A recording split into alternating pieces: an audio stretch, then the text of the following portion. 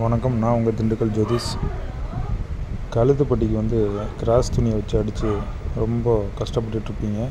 உங்களுக்காண்டி ஸ்ட்ரெயிட் பீஸே எப்படி கழுத்தில் ரவுண்டு கரெக்டாக வர மாதிரி தைக்கிறது அப்படிங்கிறத இந்த வீடியோவில் பார்க்க போகிறோம். இதில் இப்படி தைச்சா ஷோல்ட்ரு இறங்காது, கழுத்து அகண்டுச்சு, இந்த மாதிரி கிராஸ் பீஸில் அடிக்கிறப்ப நிறைய ப்ராப்ளம் தந்துருப்பீங்க. அது மாதிரி எதுவுமே இல்லாமல் ஈஸியாக தைக்கிறதுக்கு இது ஒரு ஐடியா இருக்குது. இந்த ஐடியாவை நீங்கள் ஒரு தடவை ட்ரை பண்ணி பாருங்கள். கண்டிப்பாக உங்களுக்கு யூஸ்ஃபுல்லாக இருக்கும். பிகினர்ஸ்க்கெலாம் ரொம்ப யூஸ்ஃபுல்லான வீடியோ. மிஸ் பண்ணாமல் இந்த வீடியோவை முழுசாக பாருங்கள். வாங்க வீடியோக்குள்ளே போகலாம்.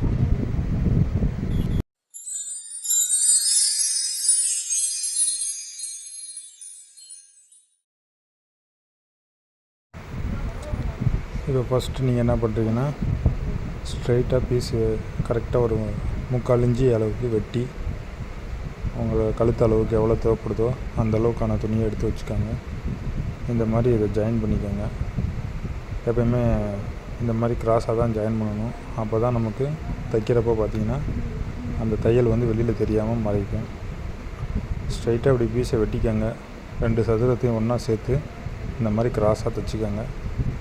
நீங்கள் தைச்சிட்டு திருப்பி பார்க்குறப்ப கரெக்டாக நீங்கள் எதிர்பார்க்குற கிராஸ் வெளியில் க்ளீனாக கிடச்சிரும். கிராஸாக போட்டு அதை கொஞ்சம் டிஸ்டர்ப் ஆகும். அதுக்கு இந்த மாதிரி தைச்சிக்கோங்க. உங்களுக்கு இந்த மாதிரி கிராஸ் பீஸ் ஜாயின் பண்ணுறது கஷ்டமே இருக்காது, ஈஸியாக இருக்கும். தைச்ச இடத்துல நடுவில் இந்த மாதிரி நீவி விட்டுட்டு கரெக்டாக 1/4 இன்ச்சு மட்டும் மடித்து ஒரு தையல் போடுங்க.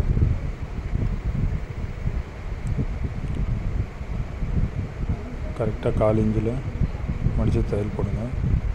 இந்த மாதிரி கையை இந்த ஷேப்பில் வச்சுக்கோங்க. ஒரு கையில் லைட்டாக மடக்கிட்டு ஒரு கையில் லேசாக இழுத்து விட்டுக்கிட்டே தைக்கிறணும். எதையுமே செய்ய தான் அந்த ட்ரைனிங் கிடைக்கும். கொஞ்சம் ட்ரை பண்ணி பார்த்துட்டிங்கன்னா அதுக்கப்புறம் எல்லாமே ஈஸியாக வந்துடும். நமக்கு அரைஞ்சி இருந்தால் போதும். அரைஞ்சி போக எக்ஸ்ட்ரா இருக்க எல்லாத்தையும் கரெக்டாக வெட்டி விட்டுருங்க.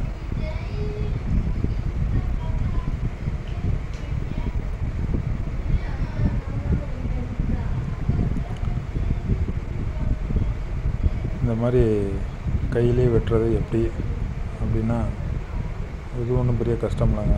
எல்லாமே ஆரம்பத்தில் கஷ்டம்தான். மெதுவாக அந்த 2 விரலில் அந்த பீஸை பிடிச்சிக்கோங்க. கீழே இருக்க 2 விரலில் இந்த பீஸை பிடிச்சிக்கோங்க. நடுவில் ஒரு விரலில் கத்திரிக்கோலை கையில் இருக்கிற மாதிரி வச்சுக்கோங்க. மெதுவாக உங்களால் எவ்வளோ தூரம் வரைக்கும் வெட்ட முடியுமோ அந்த அளவு வரைக்கும் அப்படியே மெதுவாக வெட்டி பார்த்தீங்கன்னா இது உங்களுக்கு கரெக்டாக வந்துடும். அவ்வளோதான். இது மாதிரி கொஞ்சம் கொஞ்சமாக வெட்டி பார்த்தீங்கன்னா அப்படியே இதே மாதிரி ஒரே மாதிரி வெட்டுறது பழகிக்கலாம். இப்போ கரெக்டாக இந்த ரவுண்ட் ஷேப்பில்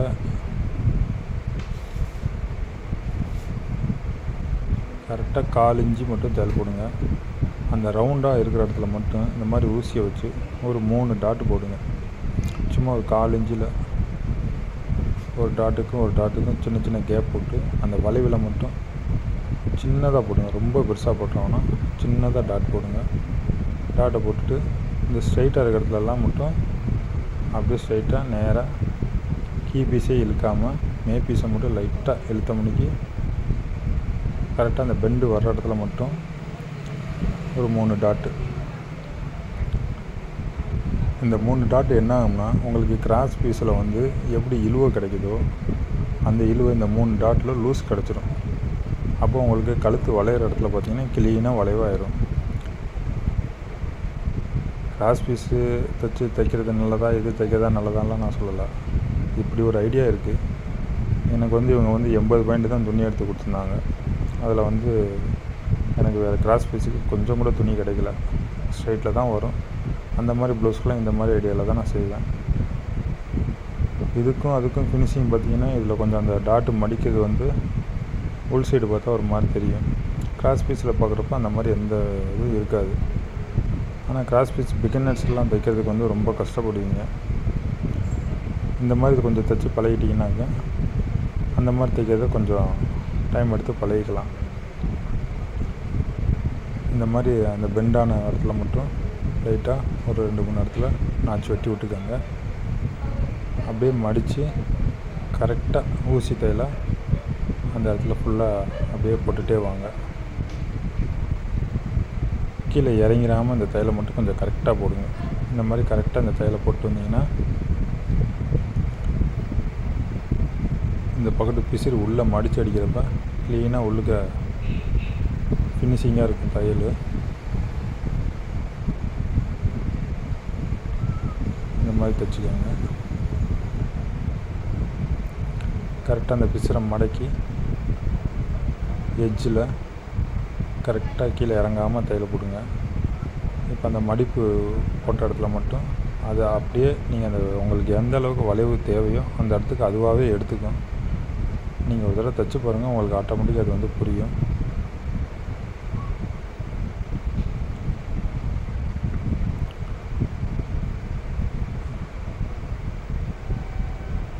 கரெக்டாக அந்த வளைவில் மட்டும் கரெக்டாக பொறுமையாக ஒரு நிமிஷம் நிறுத்தி நிதானமாக அந்த வளைவில் அதுக்கான வளைவு அதுவாகவே எடுத்துக்கும். நம்ம கரெக்டாக அந்த எட்ஜில் தையல் போட்டால் மட்டும் போதும். இந்த மாதிரி தைச்சி பாருங்கள். கழுத்து பட்டி சுருக்கம் இல்லாமல் இருக்கும், ஷோல்ட்ரு இறங்காது. இப்போ கிராஸ் பீஸ் துணியை நம்ம இழுத்துட்டோம், அதனால் ஷோல்ட்ரு கொஞ்சம் அகண்டுக்குச்சு, இந்த மாதிரி எந்த கம்ப்ளைண்ட்டுமே இல்லாமல் கழுத்து வந்து நீட்டாக சுருக்கம் இல்லாமல் அழகாக இருக்கும். இது மாதிரி ஒரு தைச்சி பாருங்கள். இந்த வீடியோ பிடிச்சிருந்துச்சுன்னா லைக் பண்ணுங்கள், கமெண்ட் பண்ணுங்கள். எல்லா பேரும் நிறைய பேர் வீடியோ பார்க்குறீங்க, ஆனால் சப்ஸ்கிரைப் பண்ணாமல் பார்த்துட்ருக்கீங்க. இதை செஞ்சு கொஞ்சம் சப்ஸ்கிரைப் பண்ணுங்கள். நீங்கள் பார்க்க தான் எங்களால் அதிக வீடியோ போட முடியும். ப்ளீஸ் சப்ஸ்கிரைப் பண்ணுங்கள். தேங்க்யூ.